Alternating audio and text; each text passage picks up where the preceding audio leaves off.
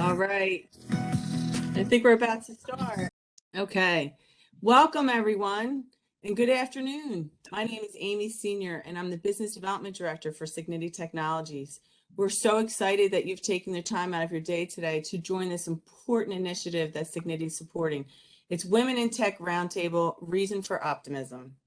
Cigniti Technologies is North America's largest independent quality engineering software testing company, and we're excited to be supporting this effort. Today, we have an exciting group of successful women joining our panel. We have Angela Vinnick, who is a CIO, and she is a coach and change agent. We have CIO and CTO Priya Sura. We have Alice Dungy, who is the Director of Technology, QMO for Southwest Airlines. And we have Head of Quality Assurance for Pods, Srilatha Kurata. We also have Heidi Muser, who is a part of our board, and she's also a CIO and a champion for women and a board advisor for Cigniti Technologies. So what I'd like to do is, first of all, thank everyone again for tuning in. What we can expect today is we can expect this roundtable to start with opening remarks from our Chief Marketing Officer. We're going to be fortunate enough to have Heidi Muser share her thought leadership. And then we're going to use the last portion of our roundtable to talk about, with our panelists, with our successful technology leaders, what they're doing in their roles and what their companies are doing to support this effort with women in technology. So with that being said, I'd like to introduce Sairam Vidam, who is our Chief Marketing Officer here at Cigniti. We're very lucky to have him. Sai, you've over 23 years of experience in marketing. You're a award-winning global marketing strategist, and you are a digital thought leader in the industry. So we're very excited for you to open up this Women in Technology Roundtable. Thank you, Amy. Good afternoon, everyone. I hope I'm coming clear. Welcome on board this exciting roundtable that we all have here today. I'm privileged to be part of this session, and on behalf of Cigniti, once again, I join my colleague Amy, welcoming you all. I'll take 5 quick minutes to give a few thoughts that I thought we should share today. And as the world, moves past what is being swept by digital, celebrating, the accomplishments and the contributions the women leaders in technology is something that we extremely feel proud about. On that note, I just wanted to have one slide that I wanted to bring up, indicating what's our thought process at Cigniti, which is ingrained in our culture.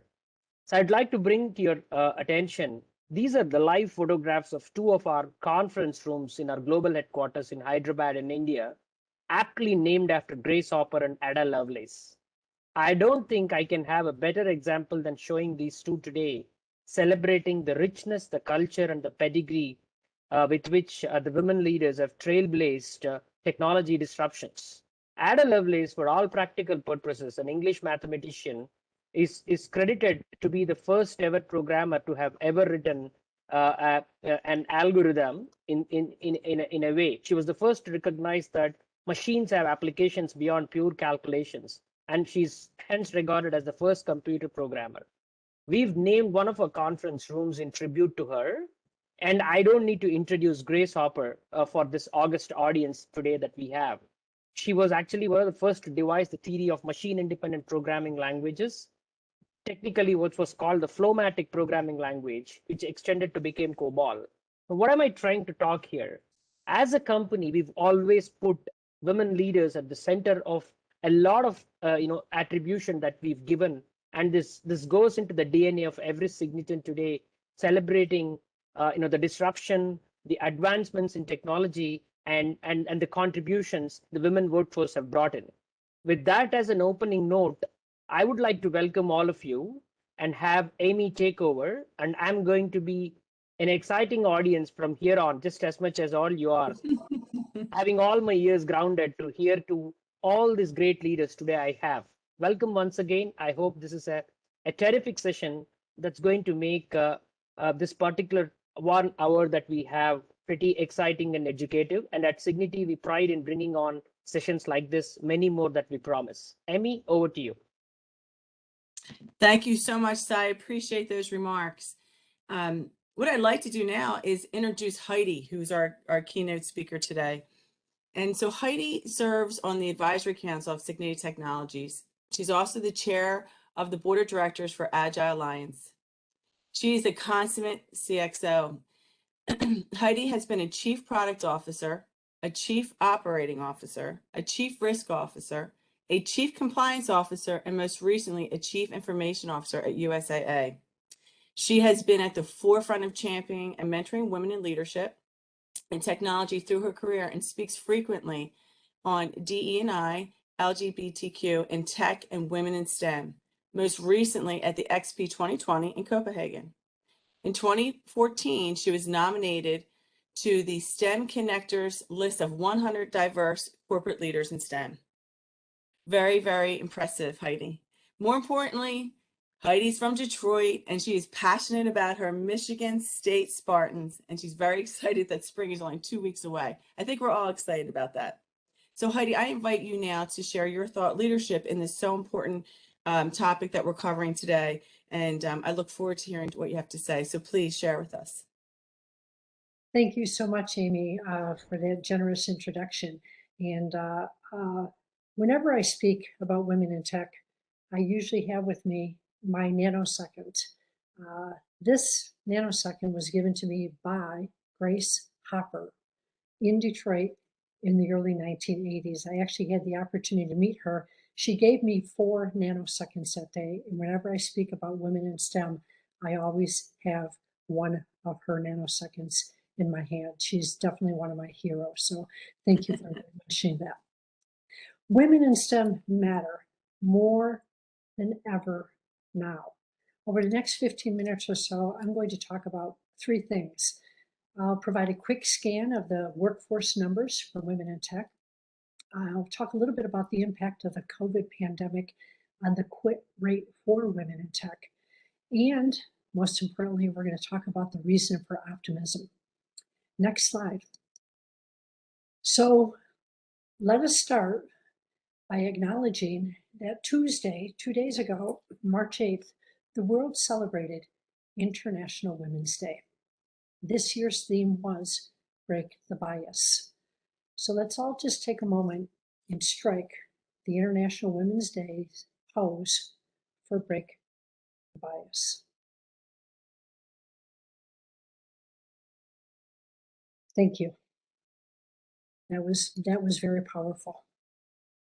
And in the United States, March is Women's History Month, which we've been celebrating since March of 1987.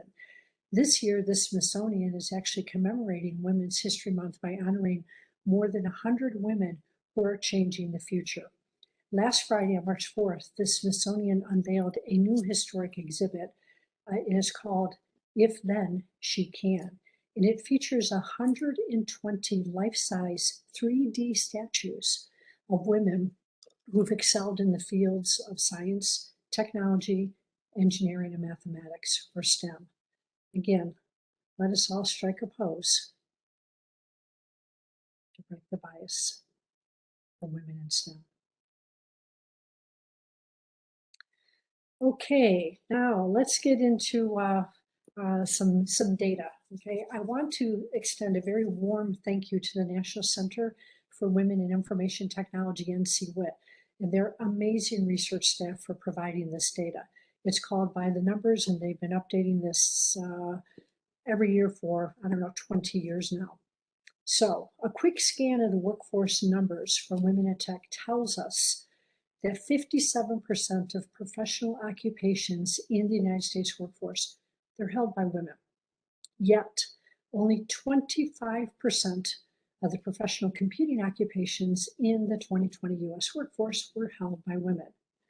By the way, this is actually down by 1% since 2018. And this is down from 36% in 1991. For women of color, the data is much worse. Only 3% of the computing workforce in the United States were African American, 7% were Asian, and just 2% were Hispanic. Yet only 18% of CIO positions in top 1,000 companies were held by women in 2019. In 2018, 20% of CIO positions in Fortune 500 companies were held by women. That, to me, is incredibly sobering data. The Department of Labor's Bureau of Labor Statistics estimates that there are expected to be 3.6 million computing-related job openings in just 7 years by 2029. That's a lot of job openings in tech and for women in tech. The scan of the education numbers, however, for women in STEM tells a similar, rather dismal story. Just like the workforce, 57% of bachelor's degree recipients were women in 2019, yet only 21% of computer and information sciences degree recipients were women.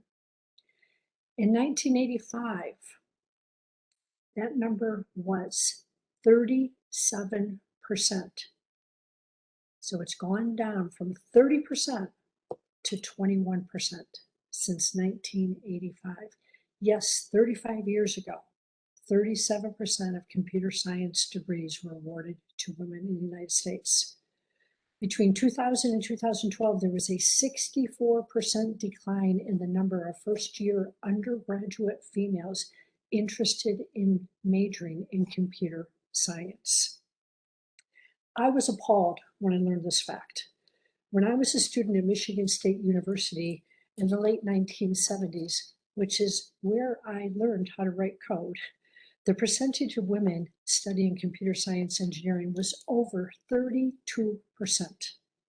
Several years ago, I was meeting with the dean of the College of Engineering at my alma mater when I learned that the number had decreased to slightly over 10%. When I was on campus, it was 32%. It had decreased to slightly over 10%. Yes, this happened during my professional career, substantially all of which has been in tech leadership roles. I was actually one of the 20% of female CIOs at a Fortune 50 company when I retired. Okay, so very, very sobering data.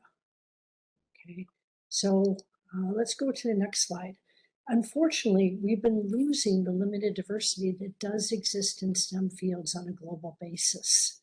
Now, some of the reasons this is happening, and some of you may relate to this: unsupported work environments, lack of inspiring role models, and this perception that the sacrifices that women have to make for careers in tech often outweigh personal gains.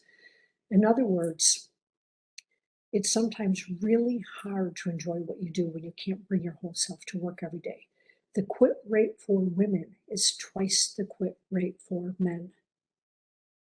Said differently, when job satisfaction is low, women and other marginalized groups begin to look elsewhere to fulfill their careers. Next slide. And it's gotten much worse since the COVID pandemic, much, much worse. We've all heard about the Great Resignation. Have you heard that term? But we may want to think about this in terms of the Great Reflection, specifically as it pertains to women in tech. So we know that a record number of employees are quitting or thinking about doing so since this pandemic started. Now, organizations that take the time to learn why and act thoughtfully and intentionally will have an edge in attracting and retaining talent. Is this happening in your organization? If so, have you taken the time to learn why? Have you really taken the time to design an exceptional employee experience for your women to tech? Now is the time to act. But let's be clear, employers cannot fix what they do not understand. So I ask you, what inequities already exist in your work environment? We know that employees crave, people crave investment in human aspects of work. We also know that employees are grieving. We want a renewed or revised sense of purpose in our work.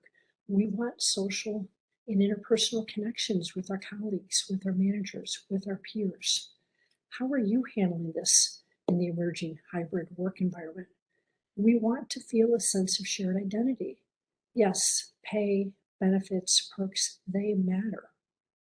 But what people want, we want to feel value. We want to feel valued by our organizations and our managers, the people we work with. We want meaningful interactions, not transactions. I like to think about this sometimes as a resilience imperative. To really thrive in the coming decade, we must develop resilience, especially with respect to people and employee well-being. Next slide.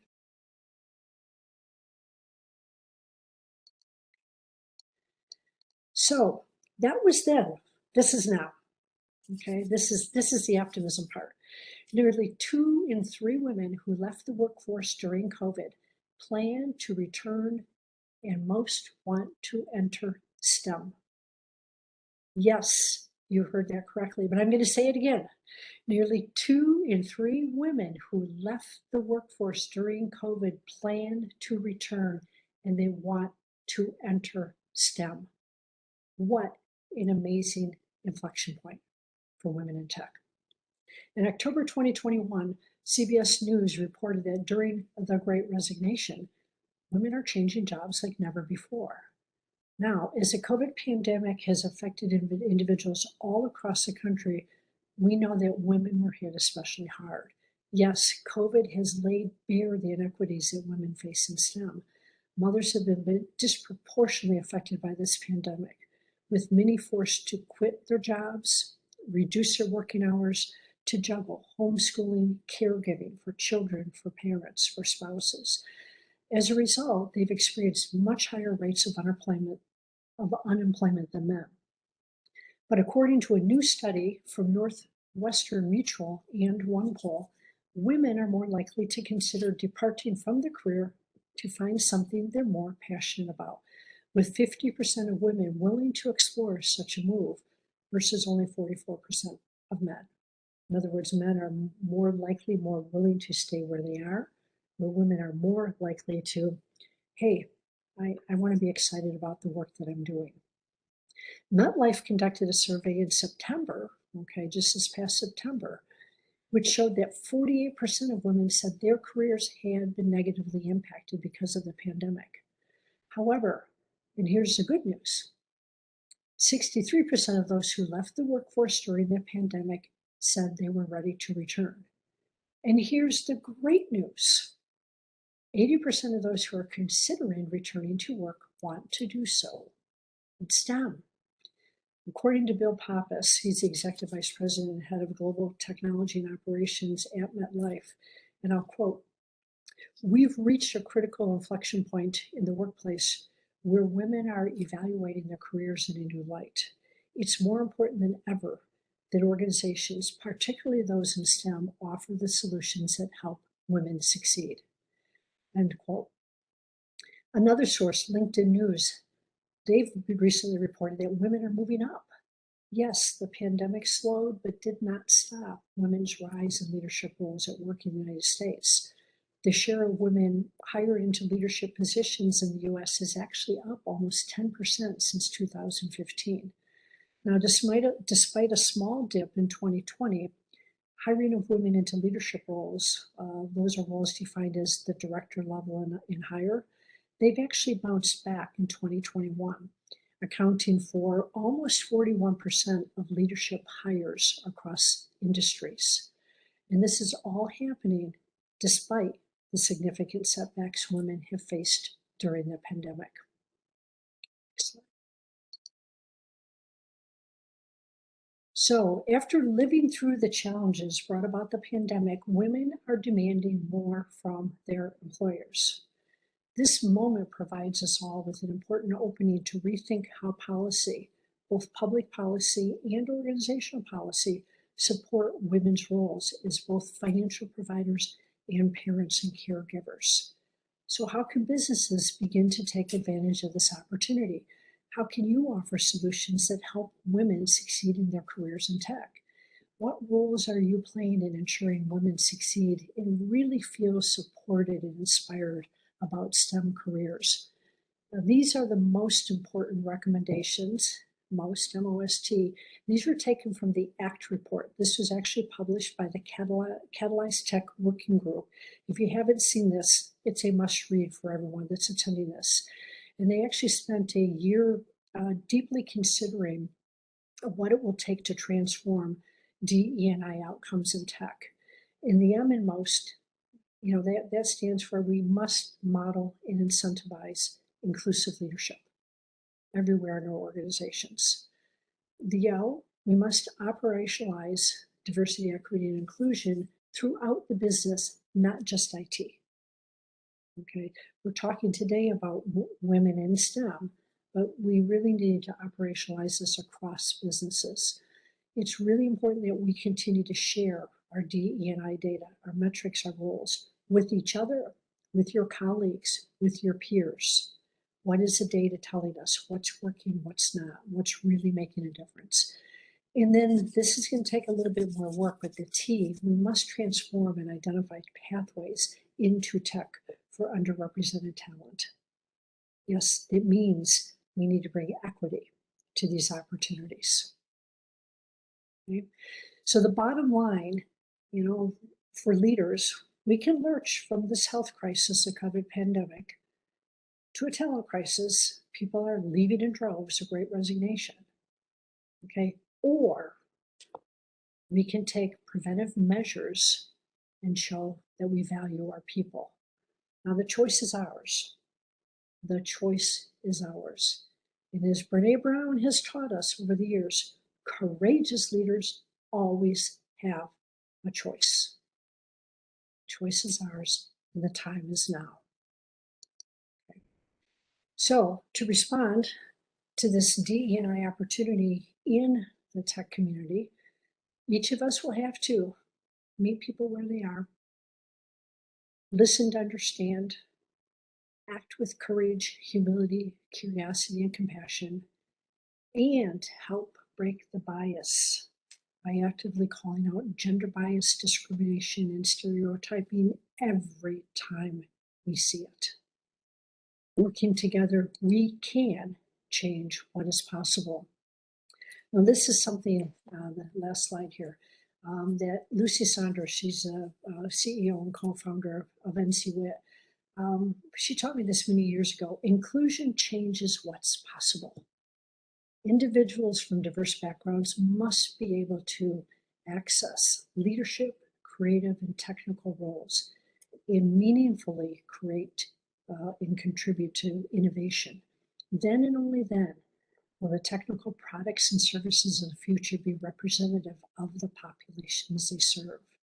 Said differently, we absolutely need the community creating technology to be as broad and diverse as the people it serves. It's that simple. Thank you. Thank you very much, Amy. I look forward to the conversation with my extraordinary colleagues today. Well, thank you, Heidi. And the information that you provided was, it's so important for all of us to really to understand it and to think about what's happening and the impact that we can all make in our roles and the effort that we can put as a company towards putting policies and procedures in place to encourage growth in this area. So thank you. So what I'd like to do now is, again, let's take a deeper dive into what Heidi was kind enough to share with us, because again, it was incredible information. And so we're going to take a deeper dive and talk a little bit more about what we're doing, this incredible panel that we have with us today of successful leaders, what we're doing in our roles, perhaps what our companies are doing, and how we're encouraging our companies, right, to move in this direction, to continue this effort and shift into promoting women in technology, to promoting, equity and diversity and promoting growth. So with that, we have Angela, and Angela has been kind enough to volunteer to kind of work through the panel and engage our panel in discussing Heidi's information a little bit deeper. So before I do that, Angela, if you could be kind enough to just tell us a little more about yourself, that'd be great. And then we can engage the panel. Good afternoon. I'm Angela Vinnick. I've been in the field of technology in DFW for almost 30 years. I started as a COBOL programmer and have made my way up to a CIO. For over half of those years, I've been married with 2 boys who are now 16 and 15. And learning how to be an executive as well as a mother and wife, I've taken 2 sabbaticals over the years. These sabbaticals have provided me with much needed time for reflection, prioritization, and focus. And as I prepare myself to re-enter the workforce again this spring, I am beyond excited to hear how the workforce is progressing. We know women are ready for the workforce, but is the workforce ready? We have 3 women here with us today to discuss their experiences and perspectives. And I'm going to ask each of them to do a brief introduction really quickly, starting with Srilata. Can you guys hear me? Yes. Thank you, Amy and Heidi. So that was very useful information. And then I'm really happy to share the panel with the wonderful women out there. So I'm really proud to see so many successful leaders in the as a woman. And also happy Women's Day, belated wishes. My name is Srilata Kurada. Right now, I am a head of quality at POTS. I have been in the IT industry for the past 20 years. Started as a programmer myself too, and then grew up to as a leader head of quality in POTS. So I have 2 teenage boys, 19 and 14. That's my little background. And then I enjoy being in the technical side and then being a STEM person. So I'm happy to share my thought process here. Thank you, Great. Angela. Thank you, Srilata. Priya, you're next. Hey guys, hi, I'm Priya Sarai, a techno business leader with recyclable dreams. Yes, my dreams, my goals, my ambitions evolve as I grow and as things evolve around me. I'm a mom of 2 kids, a 12-year-old daughter and an 8-year-old son. I've been in the tech industry for about 19 years now. And I've been a developer, a QA analyst, a business analyst, a project manager, a CIO, so on and so forth. Being a woman of color in a male-dominated industry makes diversity, especially gender diversity, a topic that is very personal and very important to me. So I'm very thankful to Cigniti for this opportunity to be on the panel today and share my thoughts on this very important topic of advancing women in tech. Thank you. Thank you, Priya. That's wonderful. How about you, Alice? Can you do a quick introduction, please? Hello, my name is Alice Sanji, and I am pleased to be able to be here with all of you. Thank you so much, Cigniti, for this invitation. I am an executive or director, if you will, of a technology and quality management office at Southwest Airlines. I too have been in the industry for about 20 years. Some of the roles you just heard from all the other women, I have actually held those same roles too. I think what probably drives my passion, right, for women in technology is truly that I have 2 daughters. They are the apples of my eye. Everything I do is for them. So I am passionate about the future and very intentional about the future that we are all laying for them. And so I am just excited to be here on this panel to share any learnings that I have had and just, just my perspective on things. Again, thank you so much. Thank you, Alice. So great to be here with each of you today who are both technologists, mothers, and just committed people to improving our workforce and opening doors for women. This first question is really at the heart of today's discussion. So we're going to ask each of you to give us your thoughts. It's a bit of a mouthful, so it's got 3 parts, and we're going to start with you, Alice. How can businesses take advantage of this opportunity that Heidi shared with us today? How can companies offer solutions that help women succeed in careers in tech? And what role are you playing in ensuring women succeed and feel supported in STEM careers? That is loaded. There's a lot there in that question. Yes. And I will tell you, I think that our keynote speaker really gave some things. You have to meet them where they are. I think we're learning that right now. I think COVID has, it's been a curse, but it's also a blessing. It forced technology. In my space, we were very much in person. Now we are able to have so much more flexibility and more comfort with being remote. I think that has opened up doors for women that normally would have not been able to balance being in person at work and do work at home. We juggle so many things as women. So me personally, I think that it's a great opportunity for us to lean in and seek those women out that do want to come back to the workforce and work in STEM. That makes our environment so much more diverse, and the delivery is much more higher, and just the inventiveness is increased tenfold when you add women to the element. So my personal thoughts on that is I tend to work with groups and in organizations, and I lead them at Southwest Airlines. I lead the college hire and internship program that we have there. And I'm also the lead of the Diversity, Equity, and Inclusion Task Force. So I actually lead a few committees within that. And we are intentional about women specifically, and I'm just going to lean on women because we're intentional about a lot of things. But right now it is Women's History Month, and we are actively celebrating women. Today there's a panel actually going on right now at the same time that I'm not hosting. But we really are trying to embrace that, and then just, you know, make women feel more comfortable in the work environment. Thank you, Alice. I know how wonderful it is to work in a company like you do that embraces diversity and inclusion. So thank you. Thank you. We're gonna jump over to Priya next. Sure. I think Alice covered it so very well, but what I will add to her, what she said, is businesses really need to understand gender diversity as an opportunity. It's not just a peer pressure tactic, something that they're forced to do.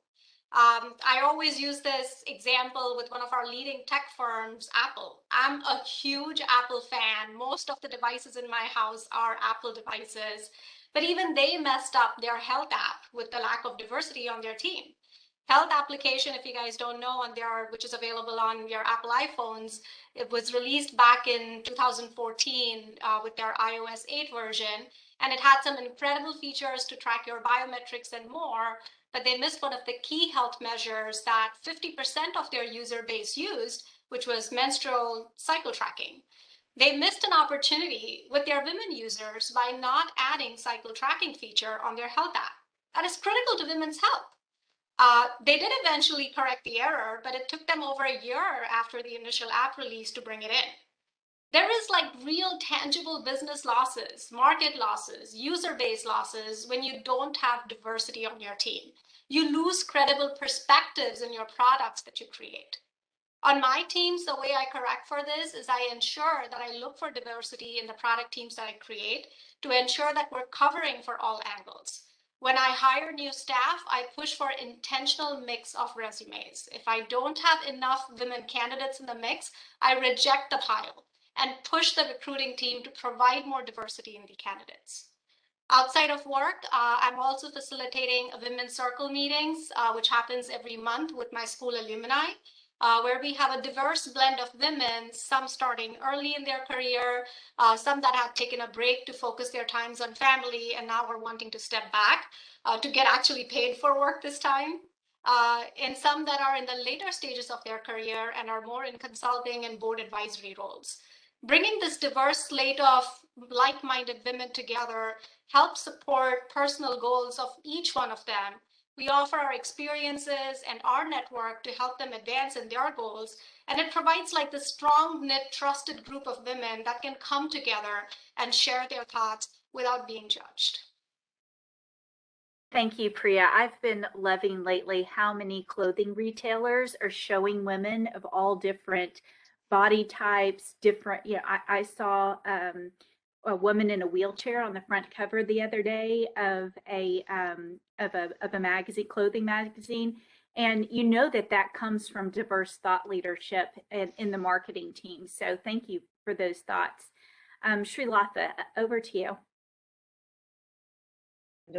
So yeah, I agree with Priya and other panelists. So COVID did disrupt our lives in many ways, but at the same time, it also gave a new thought process to us. Because being in IT, we always has been, we have a global resources across the world, right? So we are used to that. And then it opened up a lot of many opportunities like work from anywhere, right? So that's the new trend. And then people who are still in thinking like we have to operate like in person, that like leaves less opportunities for many people who want to change their jobs. So as a leader in the IT and the quality assurance, so my team is always a mix of diverse team from globally across the board. Like I have some in India, some other countries, as well as here in different states. So they can bring different thoughts, ideas, because when you have diverse group, you always have a more thought process that they can bring into table, right? So not only IT, what I feel is COVID gave us a new model for us to operate, right? My recommendation to all businesses is we need to think like really people working from different regions, is it really impacts your production or your productivity, right? So that's what they need to look. For me, I mean, what I see in the parts, like actually our business grew more during this pandemic because the work from home culture definitely increased our delivery. So that definitely a good numbers we can look back. And then for women, what I feel is this working from anywhere, also we should provide the opportunity who want to change the career, right? So this is I definitely open up and then look for different resumes when I need to hire people, right? That's one criteria I always look for. And then also for the people who all want to join in the STEM career, this is a good opportunity, right? So even now I see in the LinkedIn jobs, many of them saying that remote, right? So that's the one thing, like people who are like still little hesitant on trying these careers, they should look for these new opportunities. So true. Thank Thank you. So this question is going to be for you, Alice. Are you actively recruiting women to diversify your ranks as you respond to the plethora of job openings created by the Great Resignation? And do you have any tips for others that maybe you can share on how to get started if they're not doing that? Absolutely.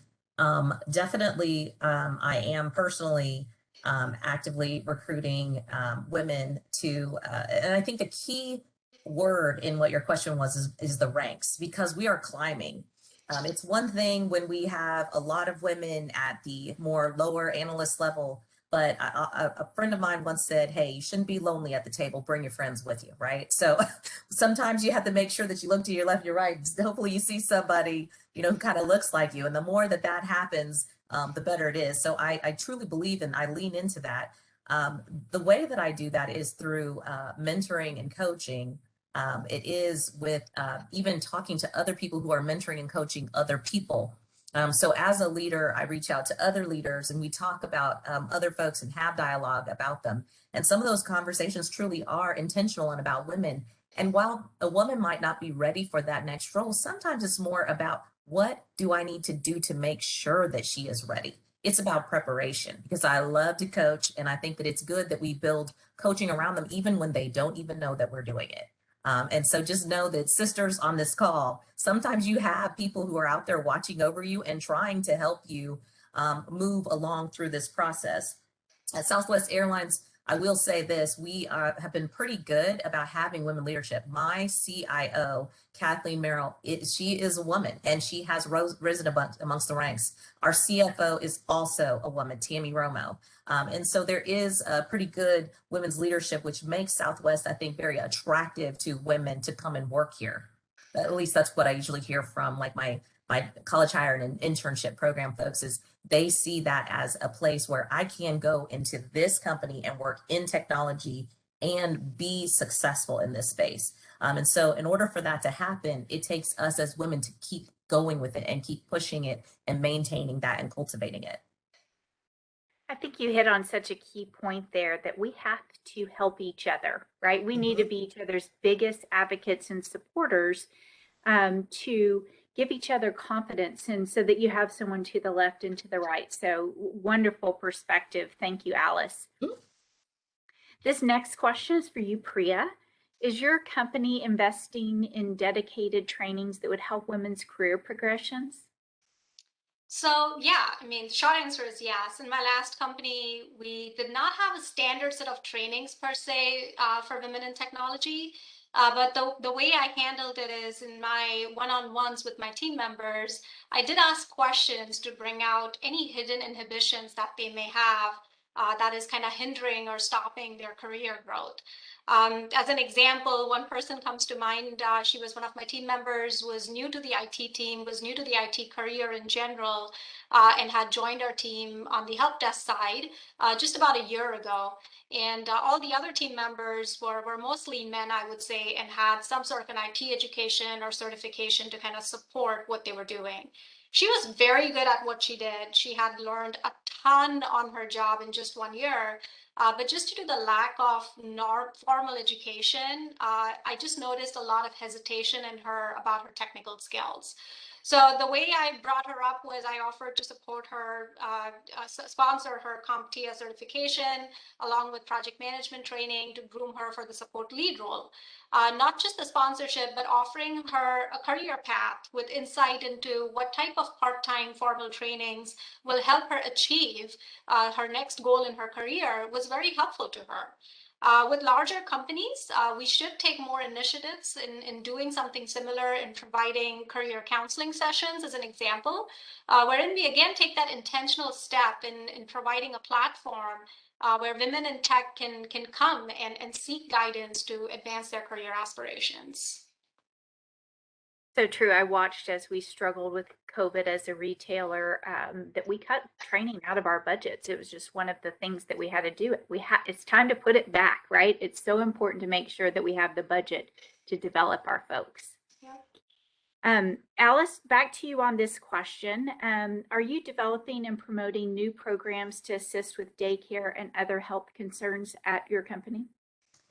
So that's an interesting question, and I'm happy to give the perspective from Southwest Airlines. Our environment is pretty family friendly at Southwest, especially in the technology space.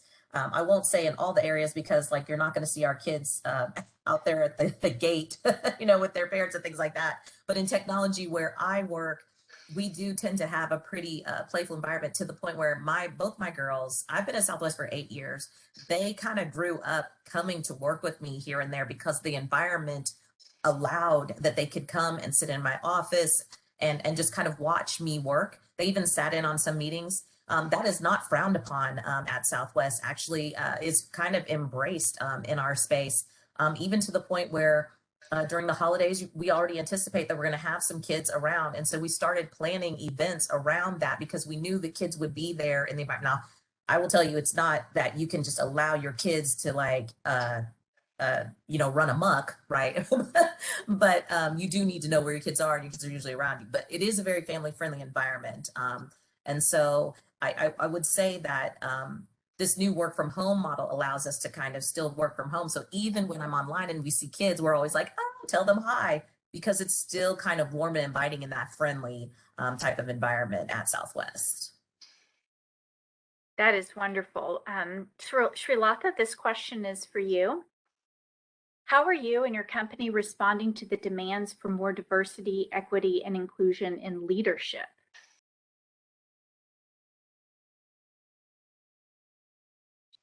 What I believe is inclusion always propels innovation, right? So companies and myself as a leader in the IT career, so I always ensure that during the recruitment and also like promoting, so we have to consider like inclusion and then focus on the diverse people like from different regions. Like we have to consciously remove that bias, right? So that's what one of the constant effort we have to do in terms of like bringing training, bring the culture. We have to pay extra attention. Like if something is people are doing perceptions, right? Like we need to remove those perceptions. So one thing like from a company wise, what even my previous company and then here, what we encourage is having this constant trainings and then encouraging innovation, like which will bring like different thought process here. So my recommendation is always create some culture around, like encourage the people like who bring different aspects. So that's what my thought process here. Thank you. You know, we've talked about formal programs in response to this increase in demand of women in the workforce, and companies can put together all kinds of programs. But the really tough question is, are you investing in reducing the systemic subtle biases that occur every day? And I know that each of you would like to speak to this. I'm going to start with Heidi. Yeah, thank you. And I'm so glad we're talking about this.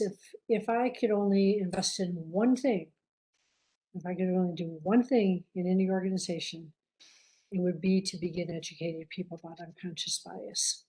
We all have it. We absolutely all have unconscious bias. I have it. Okay, and I've been, studying and been a champion of DE&I efforts for over 20 years. We all have that bias. And I share a little story about that. So I have the honor of standing up USAA's very first Diversity, Equity, and Inclusion Employee Resource Group. It was called Aspire, to encourage and support women in IT to realize their full potential. This was nearly 10 years ago. USAA is celebrating its 100th anniversary. 10 years ago, they stood up their first diversity and inclusion employee group. Okay. Now, what we learned in that process, and we had support from amazing people throughout the country that helped us on this journey, but what we learned, minorities, if you for a moment believe that women are minorities, minorities, underrepresented groups, we are not the problem. We are not broken. We don't need to be fixed. We're just fine. Okay. And the majority groups are not the enemy. We all together grew up in a society where we develop similar kinds of implicit bias. We all have that. We're all a product of that. And over time, they become institutionalized, okay, in our organizations, in our neighborhoods, in our communities, okay? So when we were working on diversity, equity, and inclusion, our journey at USAA, our key success criteria for our first D&I group was that 50% of our members would be not women. It was a group for to encourage and support women in IT. But maybe the smartest thing I've ever done in my entire career was choosing that as one of our success metrics for that employee group. Why? Because we were on this journey together. And the very first thing we did once we stood up this employee resource group is we started rolling out a program to teach about unconscious bias. And it has set an amazing foundation. And it kind of goes back to a little bit of what I talked about. We can't fix that which we're not aware of. We need to understand how it plays itself out. Okay, and it begins by some of that education. But the unconscious bias, there's only one program, any organization, regardless of your size, your stature, where you are in the world, your geography, whatever your industry, if there's only one program I would invest in, I would always invest in people learning about unconscious bias. That's the only way we can begin to get it out of our systems, the institutionalized nature of it. So great question. Thank you. Heidi, just a question you made me think of is, do you think we should call each other out when we see biases? And is there a way to handle that versus just formal education? Yes, but to call it out requires some trust. It requires psychological safety to be vulnerable. But we have to begin modeling that. Okay, we as leaders have to begin modeling out. If then she can, that Okay. And yes, and there are better ways of calling it out than others. Okay. Stumping out of the room is probably not a real mature way, but just excuse me, I'm confident you didn't mean anything about that. But when you say that, this is what it feels like to me, this is what I hear. Is there another way you could communicate that without creating that? But there are ways. Yeah, and it has to be called out. If not, it just becomes a part of our fabric. And it takes a long time to unwind that. Thank you, Heidi, for that. I think that's very thought-provoking for all of us. We can help each other again. Priya, what are your thoughts on this topic about reducing systemic subtle biases that occur every day?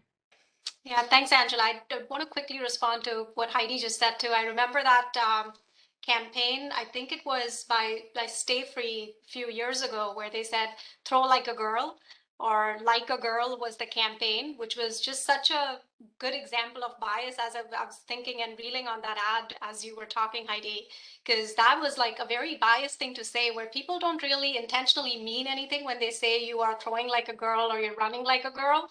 But it was, the whole campaign was about change the meaning of what "like a girl" really means, and I still use it with my daughter. So it has changed my life and how we have changed the meaning around it on how we use it in our household. But that's one great example I can think of on how we can call someone out in a meaningful way that changes for what we do. But back to your question, Angela, subtle biases, unconscious biases, most of us experience that in our day-to-day. I've heard so many of my female doctor friends say that when they're in a room full of male doctors, patients often mistake them for a nurse. Or in our corporate world, when we have an offsite session or a large meeting, it's mostly you see a female who is responsible for ordering lunch or cleaning up after. And not that it's wrong or an offending job to be a nurse or to be responsible for administrative duties, but it is wrong to think that women cannot participate or offer more than that. And so what's the best way to make progress on these everyday biases? Show subtle gestures to break the subtle biases, right? Like do a rotation on ordering lunch, or a rotation on taking meeting notes. Check to see that the women in a meeting room have had a chance to express themselves, to speak up, and that their point was not lost with some other loud voices in the room. For institutional barriers, demand a more diverse slate of candidates for the next position you're hiring, especially for leadership roles. Ensure that you have an intentional set of trainings and advocacy programs and mentorship programs laid out to promote the women in the organization. We've come a long way from when the first Women's Day was ever celebrated back in, 1909, but we still have a long road ahead of us. And the only way to reach our goal is by being intentional about the steps we take in our everyday lives and in our organizations. Take that intentional step to break the bias. Great advice. I love all of those thoughts. Thank you so much. Alice? Thank you, Angela. I completely agree with what Priya just said and what Heidi was saying. I think if I was to add a little bit more, it would probably just be that each one of us personally can affect change, especially when there is systemic subtle biases. How you do that personally could be just conversations, checking on your friends, finding out how they're doing, having those personal one-on-one conversations. Let's go have coffee, let's go have tea, and then bringing up the subject. It's a tough subject, and not everybody is comfortable with calling it out. And sometimes that one-on-one girl talk between the two of you, just talking about it, allows them to open up and express something that's happened. And then it's not necessarily that you have to do something, but maybe you're in a position to coach them or talk them through something that they are going through. I am finding that there are sometimes a lot of rules and groups and processes and all these things in place that are supposed to keep things from happening, yet they still happen. And because those things are still happening, I sometimes think that just that personal intention of reaching out one-on-one to somebody to talk about it also continues to move that dial as well. So I would say that too. And then personally, as a leader, I would challenge all leaders that you are conscious about your slate of candidates, right? You're the people that you are looking at hiring. You know, a lot of times people can come back to you because they're used to always recruiting from the same places, or they're used to always doing something one way. They'll come back with the same list of names over and over again. And if you don't challenge and ask the question of, hey, I'd like to see more candidates. I'd like to see more candidates that look like me. I'd like, you know, I don't know like what you have to say, because it's going to be different for every single one of our work environments. But just having the courage to ask for more when you've been given, here's your list of people that you can choose from, asking for more, I think, is what also allows you to move that dial. Thank you so much, Alice. Srilata, I know you touched on this a little bit already. Anything else you'd like to add? So definitely, I agree with Alice. So we have to put like a conscious effort to eliminate this unbiased thinking, right? So many times that's what we hear, like, okay, the similar candidates when we recruiting, right? So we have that thought behind, like people try to encourage getting the same set of people, same set of resumes, especially in technology also it happens, but we have to put conscious effort to eliminate that. And another point I want to bring is about this STEM career is more of a masculine, and then also like women tend to, we hear constantly, oh, maths, I'm maths phobia, right? So that's the word we constantly hear when we look at the numbers, like people, that's that old way of thinking, right? So we have to break the bias and then come forward to choose the STEM career. So I typically encourage my nieces and nephews and then mentor them. You might be the first person trying that, but don't hesitate. But you can become the role model, right? So that's what all the women or girls out there should think. Don't hesitate being the first one, right? That breaks the barrier. That breaks the bias. And all of us as mothers of both boys and girls, I think we're teaching them how to think differently. And these next generations are going to be different than how, you know, maybe we were raised 20, 30 years ago. So, you know, thank you all for these great insights. I thoroughly enjoyed hearing from each of you today, and especially your information, Heidi, was quite enlightening. I'd love to get that data, you know, published so that we can look at it a little bit closer. I'm going to turn it over to Amy. I know you have thoughts that you'd like to share, and you'll wrap up the discussion for us today. Can you hear me? Thank you so much. Wow, there's so much that's been said today. You know, just to touch a little bit on, you know, what we're doing, you know, in our roles and our companies, and just to give a little background, you know, I've been in my role, I've been in technology for well over 20 years. And, you know, I've held many positions as well. I've held individual contributor roles as well as leadership roles. And I'm also a coach. I coach quite a bit outside of work, right? And I'm a mother of 4, 2 of which are, I have 2 sons and 2 beautiful daughters. And I wanted just to make a comment real quick on the incredible insight that all of you have shared today, is that I think that, you know, in our role as a woman, right, and the roles that we play, we hold many different roles. I think for me personally, it starts with women supporting other women. And that's something that when we get down to all of it, you know, that needs to be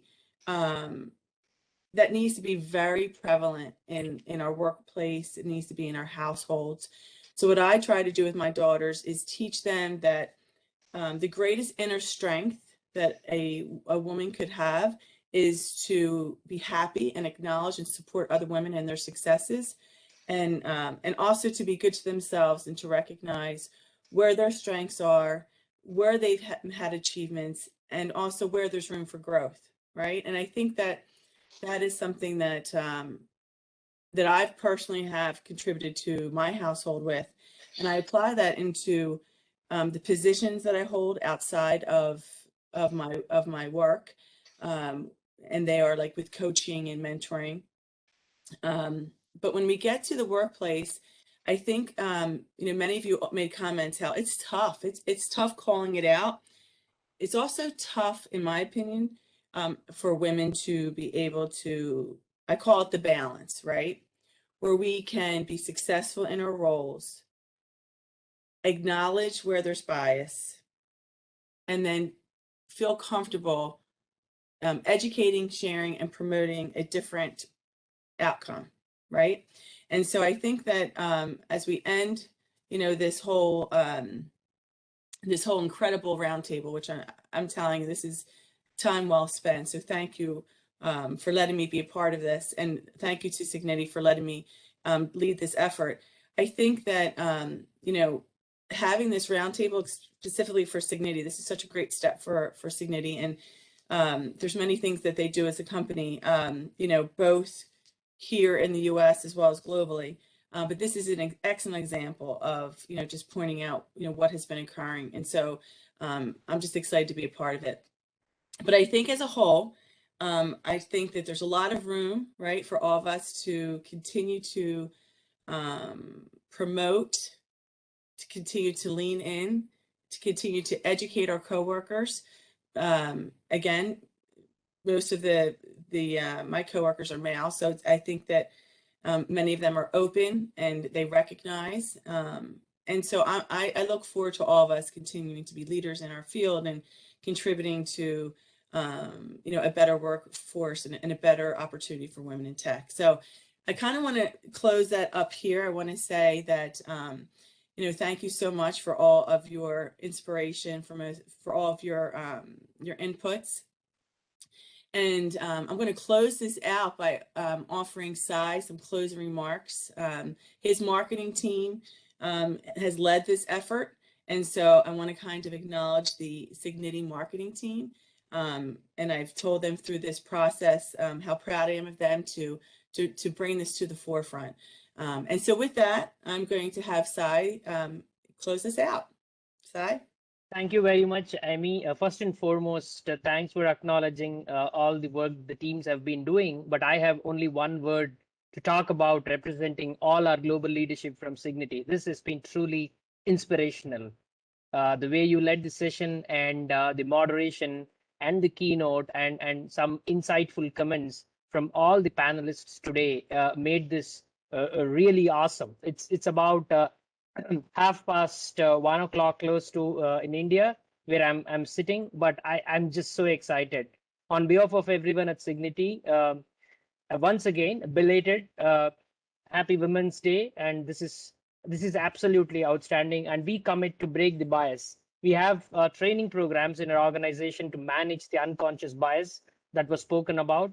We commit to the STEM upliftment of children in India, all the way from early school to engineering education through various corporate social interventions that we do, and we take absolute pride. And some of our finest technology leaders in our organization are women, and that is what is being shown here. So nice. Thank you very much. We will keep this coming, and we promise to break the bias. Thank you. Thank you, everyone. Thank you.